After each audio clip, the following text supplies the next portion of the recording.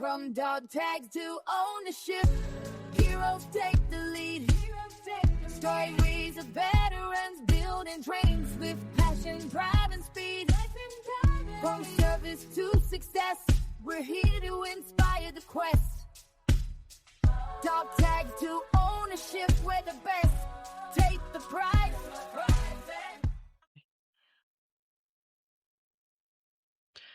Welcome back to Dog Tags to Ownership, the show where we help veterans, military spouses, and the military-connected entrepreneurs turn their service into ownership. Every week, we bring you conversations with founders, leaders, and innovators, proving the next mission begins after the uniform comes off. This week, we're joined by Travis Partington, founder and host of Oscar Mike Radio. Travis has built a platform that amplifies the voices of veterans from across the country, sharing stories of resilience, purpose, entrepreneurship, and life after military service. This conversation is about more than podcasting. It's about creating community, giving veterans a voice, and reminding people that everyone has a story worth telling.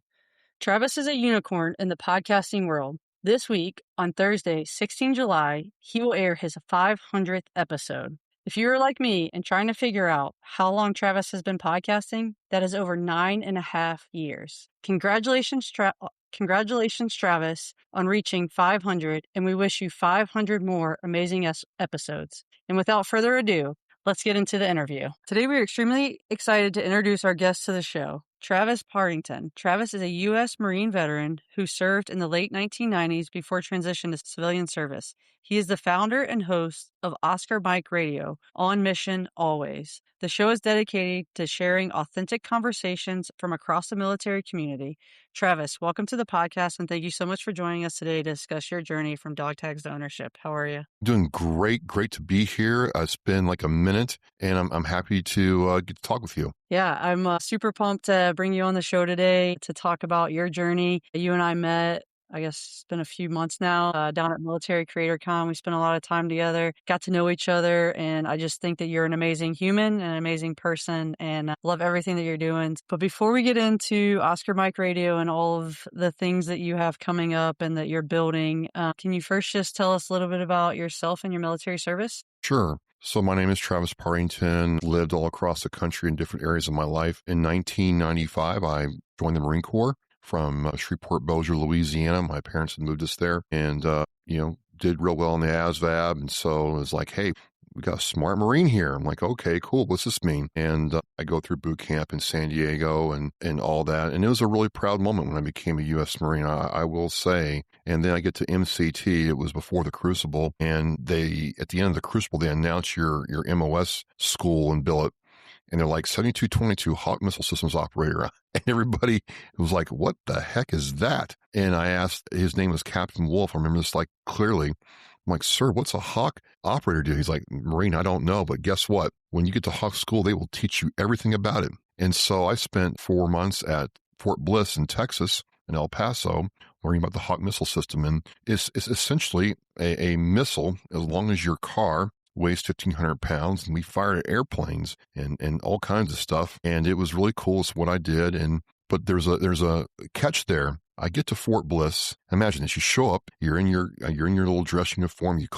They had a little Army duty at the airport. So Fort Bliss is so big, they actually have like a duty NCOIC at the El Paso airport to direct traffic. It was really never seen that since. And she called the barracks. And my next guest for this week, as we're recording this, will tell you that they got me in the car and said, hey, our job's going away. And I'm like, no way. The Marine Corps wouldn't send you to a school for a job that's going away. And yeah, they did. 18 months later, we got the Almar saying Hawk had been retired. And what it was is the Army's Patriot system was taking over all the air defense work for the U.S. military. They didn't need multiple systems anymore. And so, yeah, for sure, promotions were frozen, and then I got hurt, and then I got out, and I moved to the Boston area to be with what I thought was my true love at the time, and started a family and did all that. So it was really interesting. And before I go on to the next part of it, it was about 1.5 years ago, Raytheon, who made Hawk, looked me up on LinkedIn saying, hey, we got a job for you. in Las Cruces, New Mexico. And that's when I found out the Hawk was still being used in Ukraine and other parts of the world. So it was an interesting career. I liked the MOS. It was a very cool MOS. I liked target engagement. I liked building the missiles. Part of it was outside, working with your hands. Part of it was desk work and using your mind to understand radars and theory and all that kind of stuff. And so it was a very unique Marine Corps experience. I was wondering, as you were talking about that, I was like, I didn't remember the Marines having air defense artillery. Like the whole time I was in, it's always been the Army. And so when you were telling that story and then you got to the part about going away, I was like, okay, that's when the Army took it over. And then we drew down air defense and now we're bringing it back up. When you got to Fort Bliss, did you still go through the school though? Yes. We went through the school. And then where did you get to your first unit? And then that's when you found out that it was going away. And how did that all come about? Graduated Hawk School, went to Yuma, Arizona, where it was located at the Canton Air Defense Complex. Got assigned a battery, got assigned a platoon. We did our job. We did 4 shoots. We trained with the gear. We did our thing because it was a feeling like, hey, until they tell us that we're done, we're not done. And so we did all that. And it was, like I said, it was very cool. When you see the missile leave the launcher for the first time, I would have stayed in 20 years for that. If you see the videos of it, you hear this boom. Well, that's not the missile actually igniting. That's the missile breaking the sound barrier. That's how fast it goes. And there's just nothing like it. I mean, it's one thing, I was a 240 machine gunner. I worked at Motor T. It's another matter entirely to pull out pictures of that thing working and then realizing you're flying this missile about 10 feet long at a target 20 to 40 miles away. And then we're expected to hit that thing. And so it just really, and another thing too is, and I think Tammy said this best in our talk, was it's a true team effort. From the little PFC up into the major, running the whole thing, everybody has a part. Everybody has to do their job. Everybody has to look out for each other because you know how it is. When you're in a high tempo exercise like that, and you're doing it not really for real, but even in training, like for real, the potential for injury, for things going wrong, and you realize you're training so hard. You're trained every day, and you kind of like, oh God, why is the brass making us do this again? And they're sitting in their air-conditioned office. They don't have to do any of this stuff, right? I mean, that's what you guys do, right? You sit in your air-conditioned offices, and that's what officers do. Just sit around, drink coffee, and do nothing. Yeah, I mean, right. But then you're out there doing it. And it's like, okay, this is why we do it. This is why the standard is so high. You have to train that way in order to perform that way. And I don't know about you, Julie, there's nothing like it. There's nothing like it in society that will get you on that level. Yeah, 100% agree with you. And it takes, like you said, all the way down from the private, the PFC, up to the commander of the organization or the battery. So I think that's awesome that you were able to go to school for that. And even though the Marine Corps divested of that capability, it's still pretty awesome that you got to train on that and do it. And then you said after that, you got out, you transitioned to the Boston area. How was that transition process for you coming out of the Marine Corps? I told people this before, Julie. I think if I had really been honest with myself and other people around me, it was a lot harder than I thought it was. I didn't know anybody in the Boston area. I didn't have a job lined up. I didn't really know anything about New England at all. I didn't know what I was going to do, and I had to hit the ground running. And so there was a lot of apprehension, a lot of stress, what I'm going to do. And this is where I got my first taste of the veteran community in a positive way. And one of the reasons that for me, some of what we'll talk about is why I pay it forward. Abington had an old master sergeant. No, Colin Tony was a sergeant major, command sergeant major. And I was told to go to him, and he looked at my DD-214, looked at everything. He said, you need to do this, this, and this, and report back to me. And we got a plan going. He's like, you're not going to be working, slinging burgers or doing this, this, and this. We can get you the kind of job that's going to really help you if you follow the process. We got some steps to do first, because like a lot of people, I thought, well, I worked on a very technical system that's made in Massachusetts. I'll waltz right in and get a job. But the civilian world demands pieces of paper that show you can actually pass muster, I guess. It was really weird being told that, hey, you're not good enough. And I was told, hey, you got to play the game. So I got hooked up with a computer school in the New England Shelter and Home for Veterans at the time, 6 months long, that taught you all about computers. And I'm like, why am I doing this? I know how to do this stuff. I mean, I did this stuff for free. Like, why am I having to go to school to do it? And, Master Sergeant Colantonio was like, just play the game. You need the piece of paper. Okay, we got the piece of paper, and then I got a job and then moved around a little bit. And then one day, this guy's telling me, hey, this naval submariner who I know is looking for a guy to do PC tech work. And I think he'd be a good fit. And he told me the company that it was with and what was, I'm like, there's no way. There's no freaking way this company's going to take a guy like me in my situation to work for him. But we met and we talked, and it wasn't the typical job interview, Julie. It was more like, hey, where'd you serve? How'd you serve? Why are you here? Why not stay out in the Arizona, California area, or go back to Texas or Louisiana? What's going on? What's your approach to this? What's your approach to that? And then I handed my resume, and he says, hey, I want you to apply formally. I think I got a way to get you in. And come to find out, long story short, he had gone to his management and said, this is not a typical hire. This is not somebody who has all the boxes that we want to have checked, but he's done this, and this. And I think it'll benefit everybody if we help him out. And I never forgot that. I mean, somebody who didn't really know me, never really had interacted with me on a professional level or personal level, but just over my first interview was at a Japanese restaurant in Norwell, Massachusetts. And we talked for like 2 hours over Japanese tea and good food. And he told me about his submarine days. And he had a very interesting career where he had joined the Navy, then retired from IBM, and then came to where we were at that time. And so he had lived that experience. He knew what that was like. And that really showed me that, hey, if I wasn't a veteran, if I wasn't a Marine, I don't know if I would have gotten the same kind of treatment. And that really stuck with me. Transitioning out of the Marine Corps, everything that you knew from the Marine Corps, and running into these veterans, having them assist you through that transition process and getting the piece of paper, how did that impact you in what you're doing now with Oscar Mike Radio and TV radio and TV stations that you're doing? Was that the catalyst that got you, as you mentioned at the beginning there, to pay it forward? Is that why you do all the things that you do for veterans right now? That's part of it. When I started Oscar Mike Radio, I was going through a very hard and difficult, lonely time in my life. I felt really worthless and hopeless, and I had good reason to. And this is back in 2013, 2014, and you'll recall that was when all of a sudden the bells started going off, the alarms started going off that, hey, we have a problem. We have veterans killing themselves at a very high rate, even for the normal suicide rate at the time. And at that time, I was like, well, here I am in my situation. I know where the edge of that abyss is. I know how hopeless life can be, but I held on. And all I wanted to do with OMR was tell other veterans that, hey, you matter. I care that you're here, and other people care that you're here if they can hear your story. And I think a part of that now has become fueled by when I got it going that, hey, this can become a thing. And so to your point, to your initial point, yes, almost everything I do now and have been doing is because someone did it for me.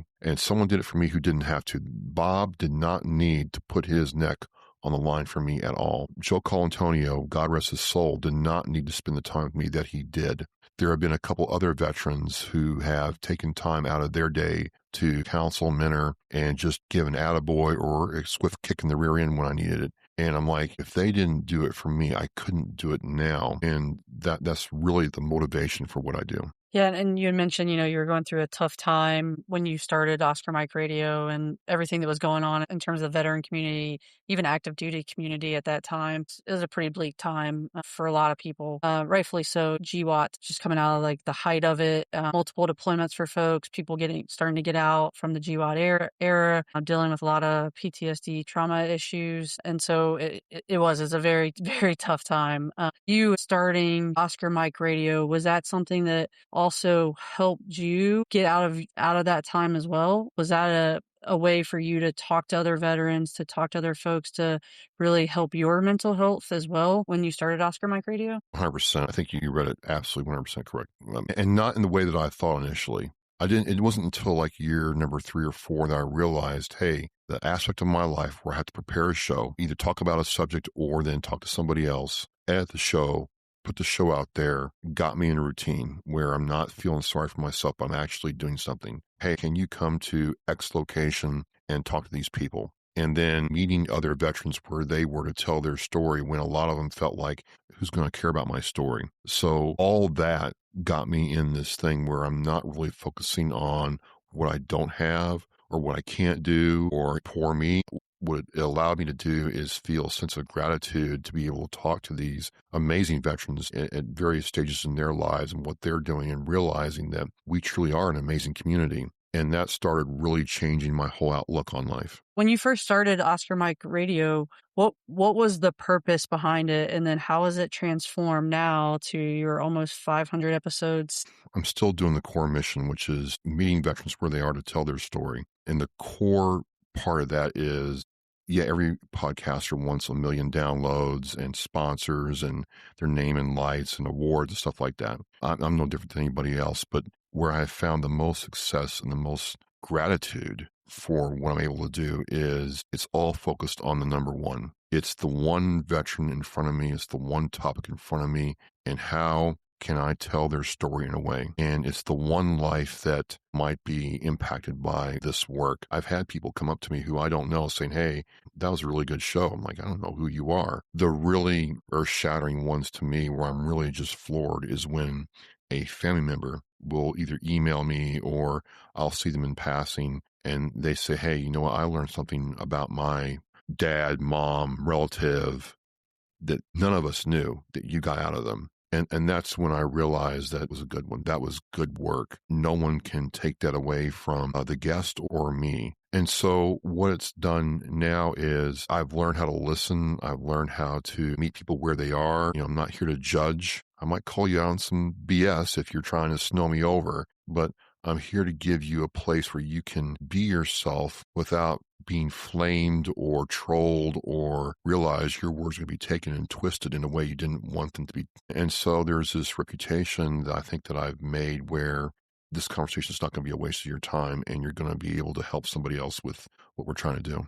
From the episodes I've listened of Oscar Mike Radio, I have learned something about other people from the way in which you interview them and you make people be okay with being vulnerable on your show. Is that a natural thing for you when you started the podcast and Oscar Mike Radio? That's an interesting question. So all I can say is my first part-time job was 98 Rocks in Shreveport, Louisiana, making phone calls to country fans about why they didn't listen to rock and roll. So there was that. And then the only other radio experience I had was I would guest host from time to time for WVBF AM 1530 in Taunton, Massachusetts. So no, if you listen to the first 30, 40 of my podcast, they are terrible. And I know they're out there forever, but I think it was number 117. I was talking to a contractor, Army National Guard veteran who was a home contractor. He would build houses, do other things. And we met at a Dunkin' Donuts. And I got my Zoom H6 out and my mics and stuff because I believe to be mobile.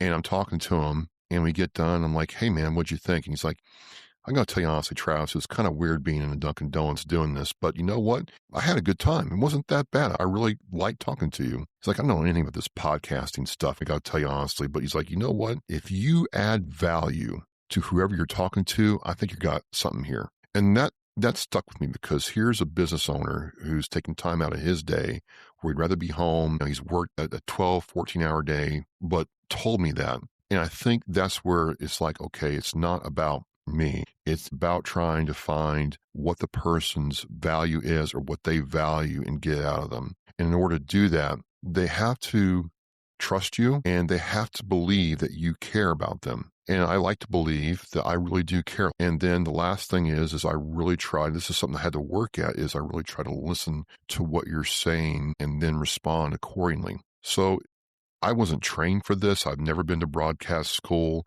I've never been to a media school, but I have learned to listen, care, and then give people the space to be themselves. Yeah, and you do that probably better than anybody I have seen on any podcast. The way in which you are able to, I say, listen to understand instead of listen to respond. You definitely listen to understand what your guest is saying and then respond or ask other questions to get them to open up more on your podcast. But I also know that Oscar Mike Radio is not all that you do. I know that there are other things that you do, and one is you help host a TV show in Abington. So can you talk a little bit about that and how you got into TV and radio and doing those things as well in Abington and the New England area? Sure, absolutely. Every town and city in Massachusetts has a veteran service officer. It's one of the weird things that Massachusetts, not weird in a good way, but compared to other states, most states do their stuff at the county level or regional municipal level. Massachusetts says every town or municipality will have a veteran service officer to administer the Massachusetts Chapter 115 benefits and other benefits for veterans. It's your liaison to what the state and by extension federal government can do for you.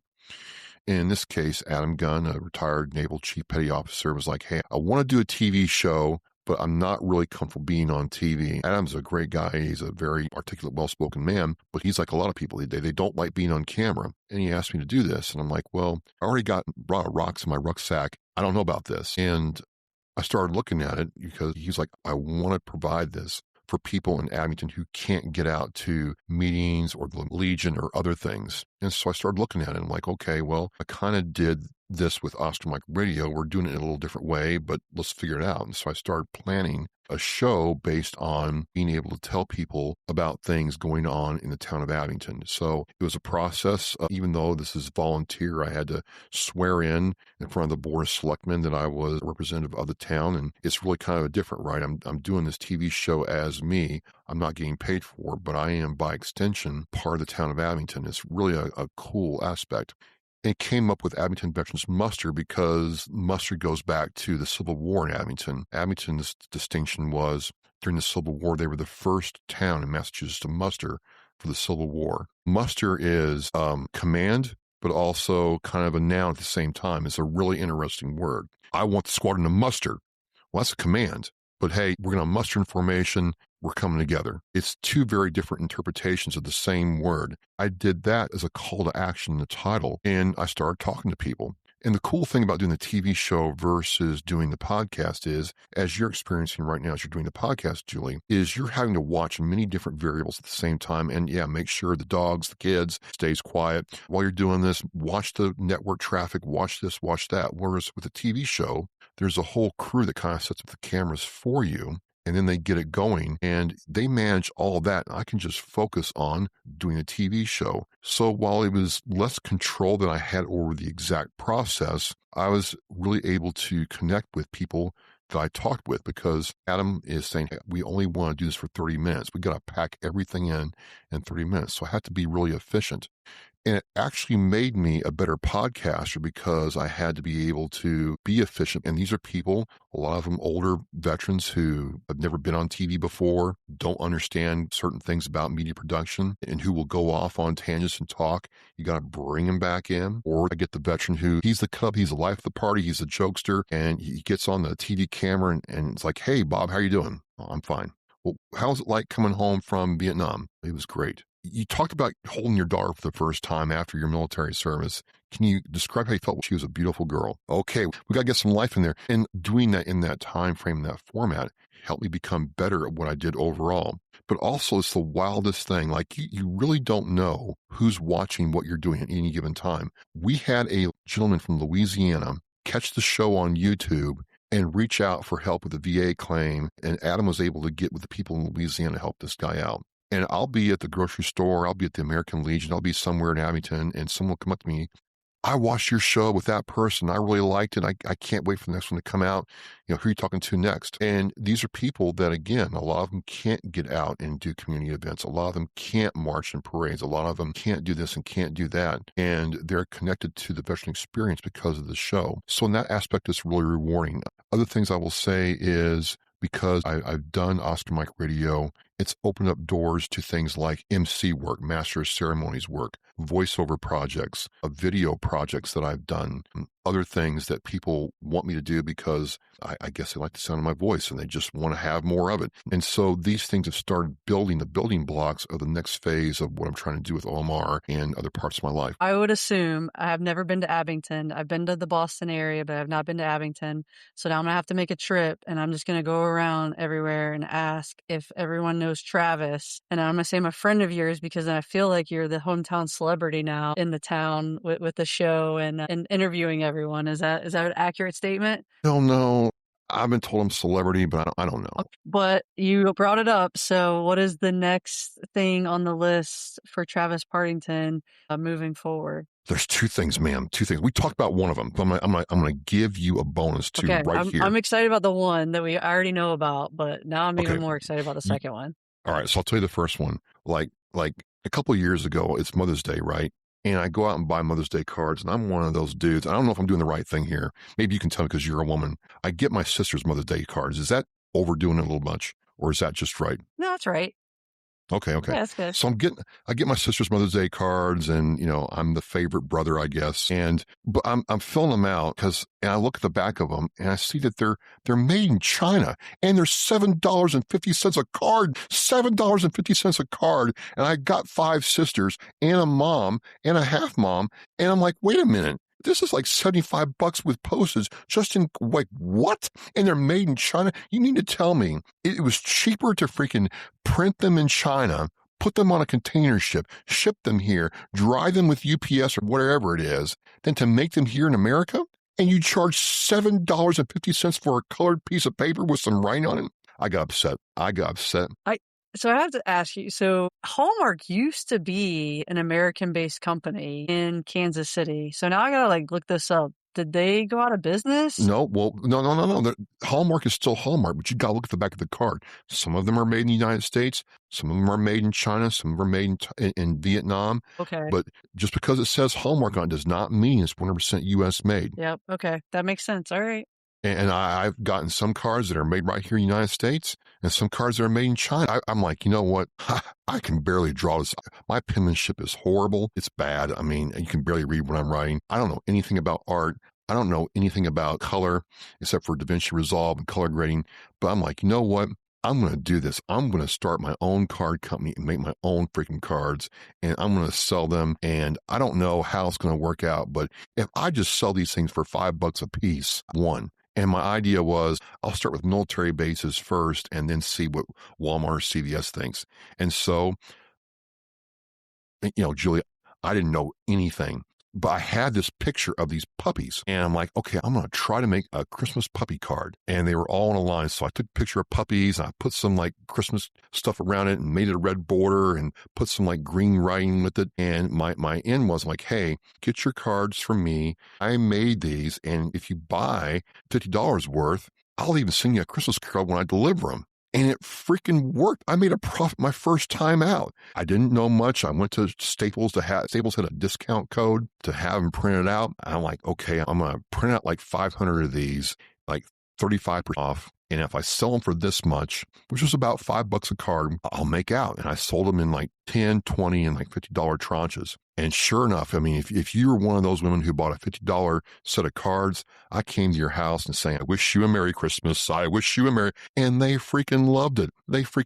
And then I got hurt. It's a whole different podcast and a half that we could do, but I kind of got out of it. Well, now I'm getting it back going. I got myself a Wacom tablet. I'm learning how to use Inkscape. I can make vector graphics now. And so Travis is going to do this again. I'm going to make a series of Christmas cards and just do it all over again and see if lightning will strike twice. With the idea being is hey, if I do this long enough, then I could go to a PX and put them there. And I think that is the key to entrepreneurship is just figure it out. It will work itself out at some point, some way. So the second thing I'm doing is I do these voiceover projects for somebody. I read this gentleman's poem from the Netherlands that he wrote. And it wasn't a paid gig per se, but I'm doing more and more readings for people. I'm doing more and more MC work. And it's like, well, hey, how much is it going to cost you to come MC my event? What would it cost me to have you read my, story, my set of poems? There's a lot of people who do poems and want them read. How much would that cost? What would it cost to have you come and run my event? Or do you do weddings? And so it's things like that. That's wait a minute. Okay. It's when you have one person say it, and it's okay, yeah, right. Whatever your friends say it. But it's wait a minute. In the last 2 years, this has been asked more and more. And, the last big project I did was for a Polish artist. I did their video for them and it was received very, very well. And I'm like, huh. I'm going to start doing this kind of stuff under a production company and offer it as a, a la carte suite of services. Maybe you want me to do a wedding. Maybe you want me to do a read. Maybe you want me to show up and do, a vocal read or MC work for your event. This will all be like compensated work. It's really a different kind of project because you can't really touch what I'm doing. So for me, I'm trying to learn how to take what I do and say, hey, you know what? If I'm going to read you, a 5-minute read is going to cost you this much. I have the tools to do it. I think I have the experience to do it and the process to do it. It's just now I'm trying to learn how to get, for lack of a better term, Travis Inc. out there to say, hey, I'm here, I'm open for business. But that is like a thing. Like by the end of 2026, all that spin-up work is going to be done. I'm really excited because I'm being forced to now, Julie, bet on myself and believe that I have something that people will want to pay money to receive. I think that's so interesting that you're building that because of where you started with Oscar Mike Radio, how people have seen that when you were in this tough time of your life to today. Did you ever dream that you would be now setting up a production company to go do readings and do those types of things? Like is that like, how does that make you feel? Like thinking back to then to today and where you are? You've asked a very insightful question because I don't know how to feel. Because part of me is like, when I started this, I just wanted to see if I could do it. And then I'm sitting here, it's June, we're in OMR terms at the time of this recording, we're 3 from 500. And then you start realizing that, hey, there's not that many people that have gotten where I've gotten. And then if you look at some of the experiences I've had because of the podcast with civilians and with military and other people for radio, TV, and other things, it's really a unique life. And so I think the distilled word is gratitude. Like I am very grateful that I still enjoy the creative process 10 years from now. I'm very grateful that I still have the humility to say, you know what, I don't know jack about that, but I'm going to get the Wacom tab. I'm going to get these big myths to figure out how to use the pen. And I find satisfaction in that. I'm very grateful that someone has the time to sit there and say, hey, your words brought comfort to me. So I think it's this huge sense of gratitude more than anything else. And then what can I do next? Like what's next out there? And I'm really excited about what the future can hold. The word gratitude is probably one of the best ones I've heard from someone. You think about it's been 10 years for you, a decade, and probably going from where you were then to today and building the network and the connections, I would assume has really just uplifted you more and more in what you've done every single day. So I really appreciate you saying that. So I know we're getting to time. Before we get to our final 2 questions of every episode, is there anything that I did not ask you today that you would like to tell our listeners and followers? Well, it was kind of like the bonus, but I made a promise to you, so I'm going to keep it. And this could be a whole other podcast about a different thing, but about 5 years ago to the day, I ruptured my right quadricep tendon. It was an old Marine Corps injury that finally came due, and it was a very difficult time in my life, physically and mentally and emotionally, the whole 9 yards. Couldn't walk. Had to learn how to walk again, the whole 9 yards. And I've been emphatically encouraged to write about this experience, and I'm like,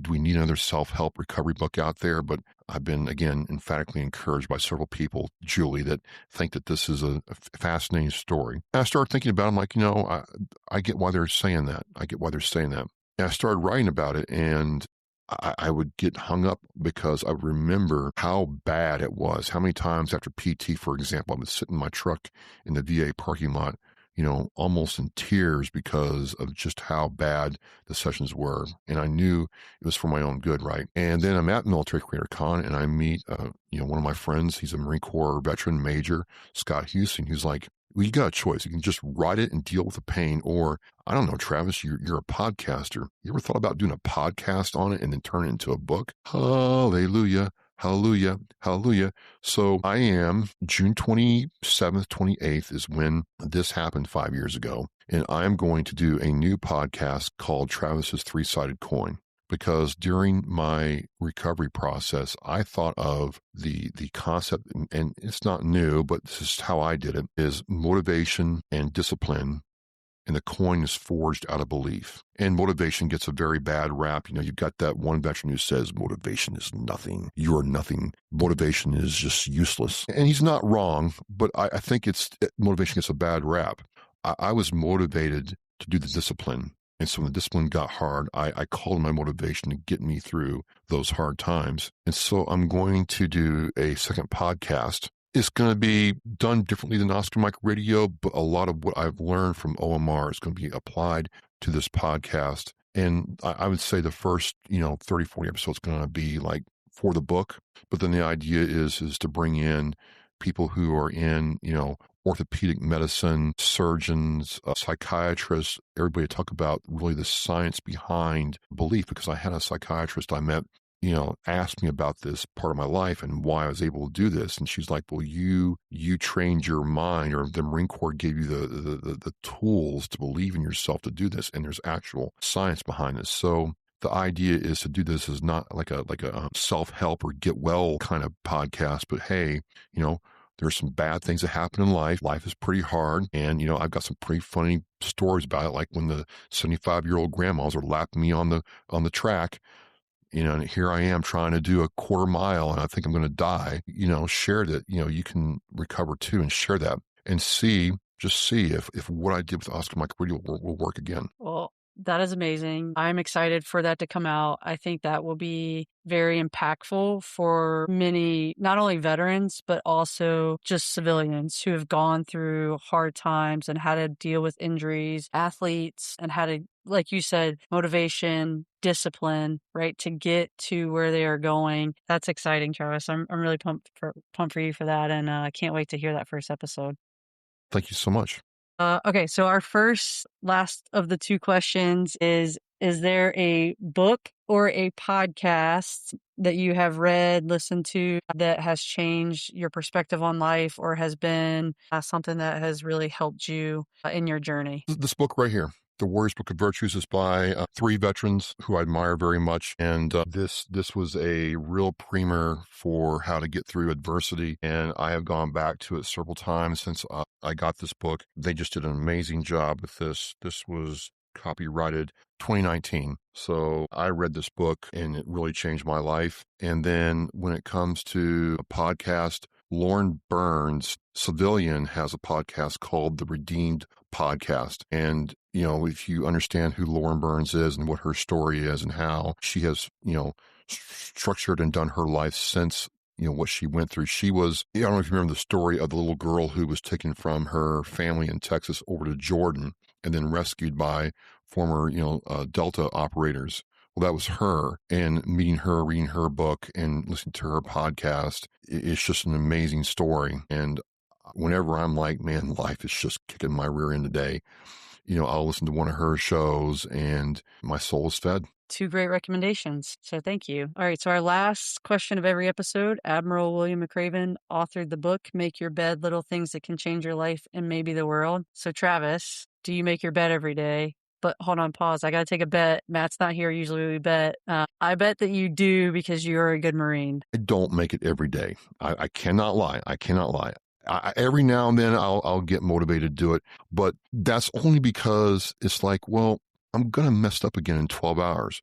But what I can say is, and I've read the book, where I took his book to heart was for the podcast, was for certain aspects of my career, was for my weightlifting. And what I mean by that is, no, I don't make my bed every day, ma'am. I don't.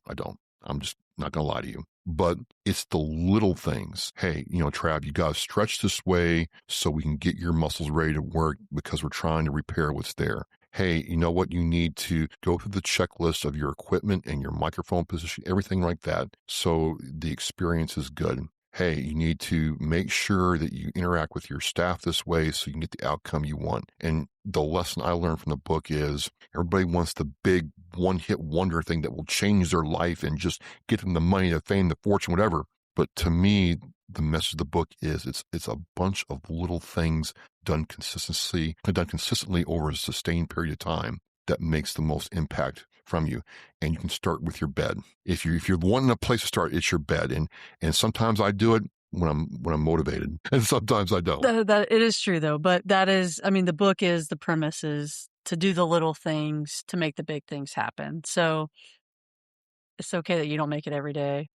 we are 50-50 on Marines on our show making their bed every day. So I'll just have to put that out there. I think I'm going to have to do like a poll and show everybody like what service makes their bed more now. Maybe at the end of this season, I'll do that for 2 seasons. But Travis, thank you so much for joining me tonight to talk about turning your dog tags into ownership. And I just want to hit one thing. You said there at the end is you use that book to help you do the little things with your podcast. And one thing I admire most about you is that you can really tell that in Oscar Mike Radio and every episode that you have, and the way that you do the little things to make your podcast the big thing. And just what you have accomplished from getting out of the Marines to today, and how you continue to drive forward and push to really turn your dog tags into ownership. So thank you so much for joining me tonight. And I can't wait for my greeting card, and I can't wait to hear more of Travis Partington's voice. It's been great coming on with you, Julie. And I think I'm excited more than anything else is the fact that, here is another veteran who's going to, watch me grow, and then where needed, help me along the way. And I'm truly, truly thankful, and awesome experience tonight. Thank you. What a great conversation with Travis Partington. His passion for giving veterans a platform to share their stories is a reminder that service doesn't end when the uniform comes off. It evolves. And speaking of veterans continuing to serve, it's time for our Forces Brands USA Business of the Week. This week's featured business is Blazing Star Barbecue, founded by Air Force veteran Michael Starr. Michael has taken the same discipline, commitment, and passion that served him in the Air Force and built one of the most respected barbecue businesses in his community. From award-worthy smoked meats to catering events that bring people together, Blazing Star Barbecue is about much more than great food. What really sets Michael apart is his heart for serving others. He continues to invest in his community, support local events, and give back whenever he can. That's what we love to celebrate here at Dog Tags to Ownership. Veterans who continue making an impact long after their military service ends. That's the mission behind Forces Brands USA.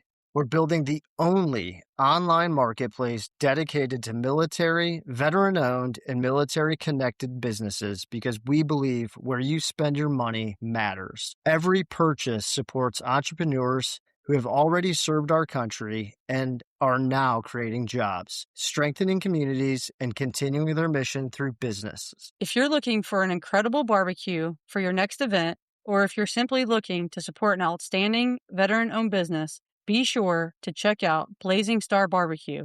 And while you're there, discover thousands of other amazing businesses on Forces Brands USA. This isn't just about buying something. It's about building something. Every dollar you spend is a vote for the kind of America you want to support. So here's our challenge to everyone listening. Don't just buy American. Buy from those who defended America. Join the hashtag #ReplaceOne challenge. Replace one product, one service, or one podcast with a veteran-owned business. If you enjoyed today's conversation, subscribe to Dog Tags to Ownership, leave us a review, and share this episode with someone who is ready to build their next mission. Until next time, keep serving, keep building, and keep turning your dog tags into ownership. From dog tags to ownership, heroes take the lead.